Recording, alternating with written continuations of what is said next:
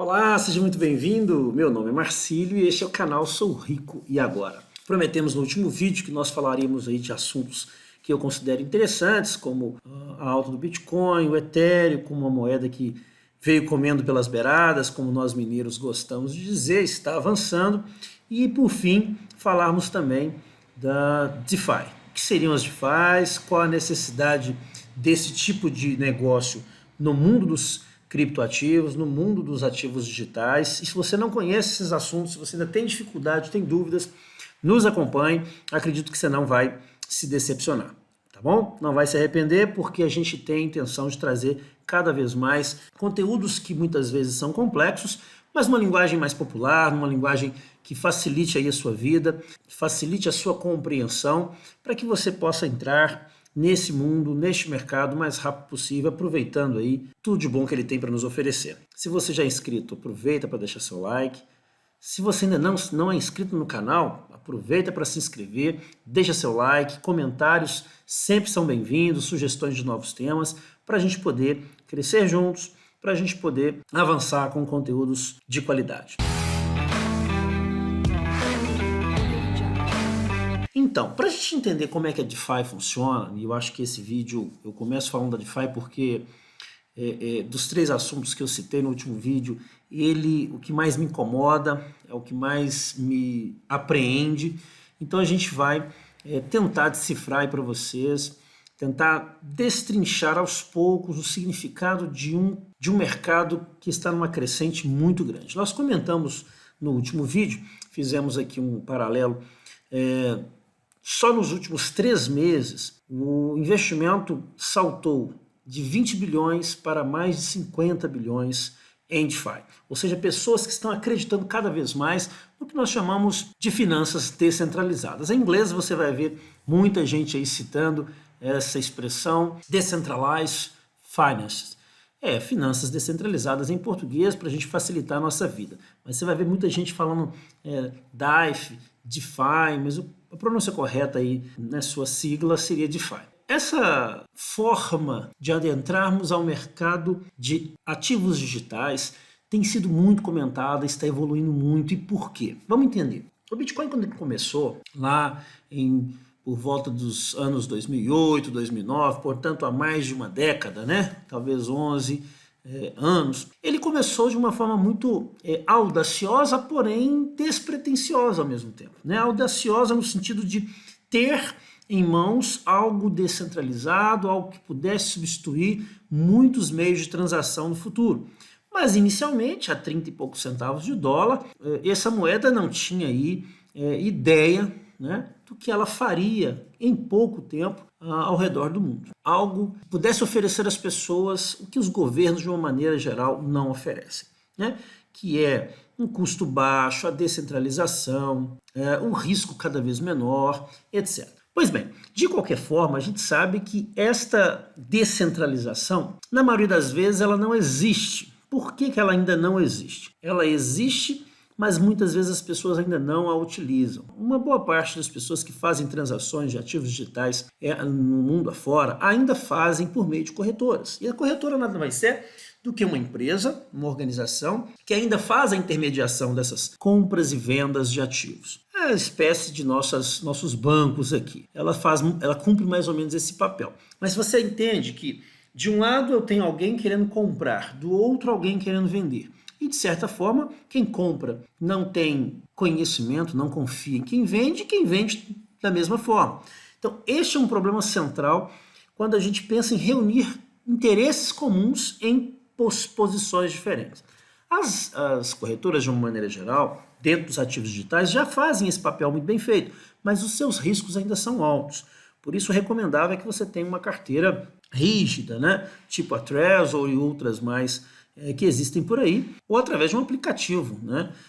Onde você compre ali a sua carteira. De qualquer forma, valores pequenos, transações pequenas, eu acredito que são bem mais tranquilas de serem feitas via corretoras. Mas valores maiores, a recomendação é sempre ter sua carteira rígida. De qualquer forma, até então, né, digamos até 5 anos atrás, antes da existência do Ethereum, que é uma moeda referência aí, na descentralização de alguns projetos, você tinha ainda este medo, né? Você ainda tinha esse medo da transação e muitas vezes o risco desse valor estar todo depositado em uma corretora, né, centralizado de alguma forma a uma pessoa, seja ela física ou jurídica. Com o surgimento das stablecoins, né, moedas mais estáveis, a gente tem aí a criação de novas blockchains, trazendo para a gente algumas novidades. Os smart contracts, que são os contratos inteligentes. Essas stablecoins, e eu citei aqui no último vídeo,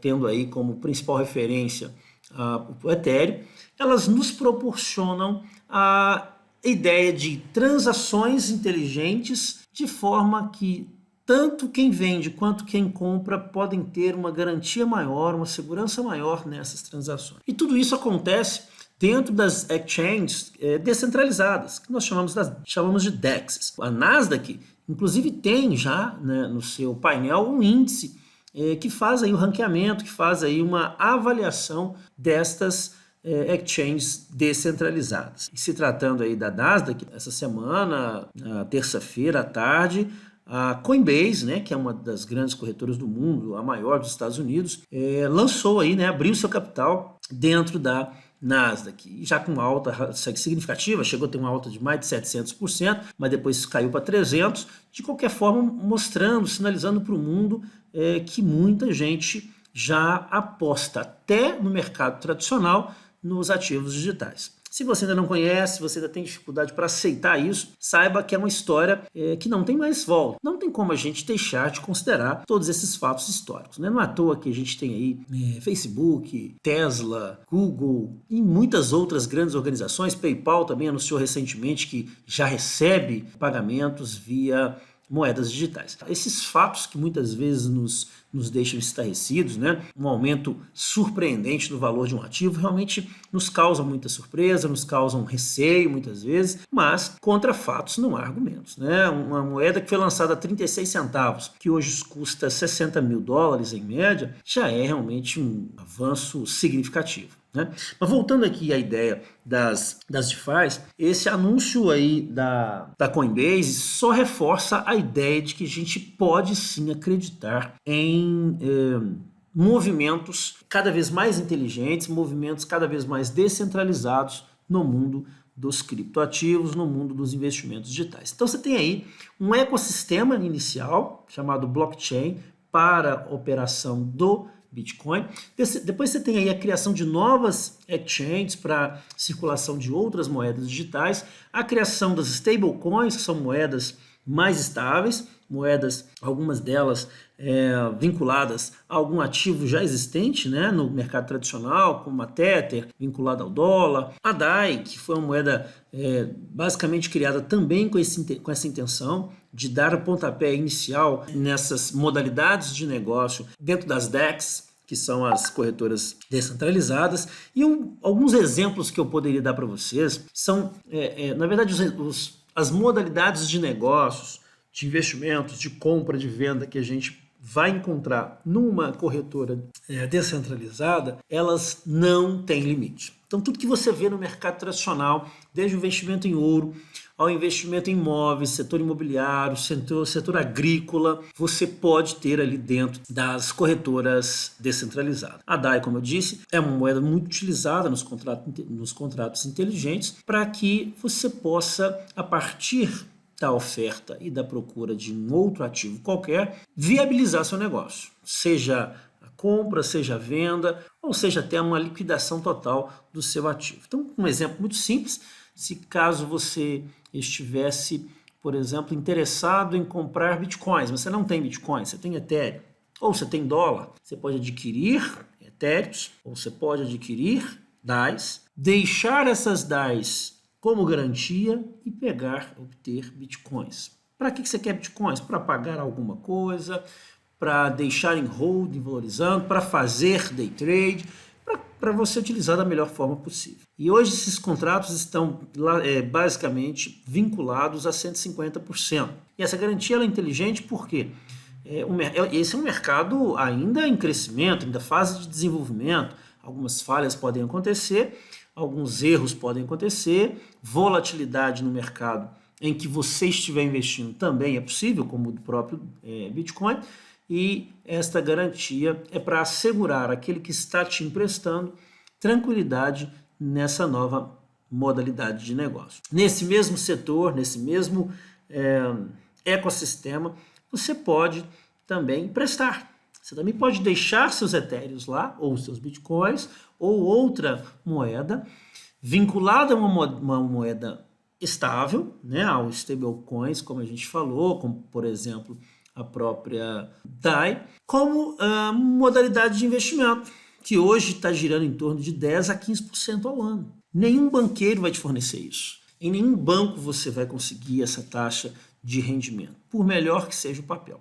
Haja vista o movimento de alta na inflação mundial, e no nosso país, por exemplo, como a gente não tem ainda uma equipe séria, uma equipe econômica que preze pela estabilidade da moeda, que preze pelo crescimento econômico, você não vai encontrar aí um papel que possa pelo menos cobrir a alta da inflação. E essa inflação vem de todas as direções, especialmente dos Estados Unidos, um país que sempre teve a inflação muito próxima de zero, já demonstrou aí que a inflação no setor imobiliário, no setor da agricultura, no setor muito forte nos Estados Unidos, que é o automobilístico, e todos esses setores em conjunto vão trazer para a gente aí um problema muito sério, caso você não consiga proteger seu capital. Então, o que a gente chama aí de tokenização também é possível dentro dessas corretoras descentralizadas. Isso é muito legal. Exchanges descentralizadas nos proporcionam praticamente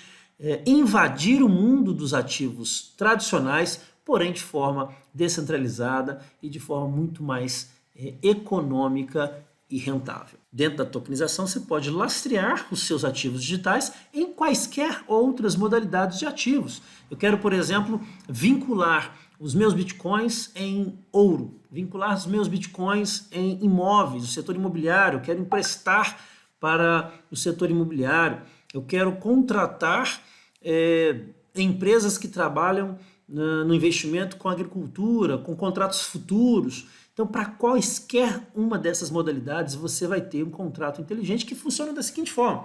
Aquela presença do medo, aquela presença de uma figura central para dirimir o medo entre o comprador e o vendedor já não existe mais. Ali você tem uma linha de código, você não precisa de entender nada de programação, que faz tudo isso para você, porque essa linha de código é o que define quando é que João pagou e quando é que Maria precisa entregar. Ninguém descumpre o papel sem que esse código compreenda, aceite ou valide as duas pontas. Isso é fascinante, isso nos dá uma tranquilidade muito maior, não só para investir, mas como também para aprender a investir, para aprender a avançar do seu ponto de vista financeiro. Então, em breve a gente deve fazer um vídeo mostrando essa aplicação na prática, né? Eu já faço day trade, eu já faço algumas operações dentro de algumas corretoras, mas o ideal é que a gente entenda e se aprofunde cada vez mais nesses novos ecossistemas que surgem dentro de um ecossistema maior chamado finanças digitais, ativos digitais, finanças descentralizadas, tá certo? Espero que você tenha gostado do vídeo. A gente tenta trazer aqui o que há de mais novo, o que há de mais recente, para a gente poder avançar e caminhar aí junto com aqueles que vencem, com aqueles que têm um sucesso já garantido. Forte abraço e até o próximo vídeo.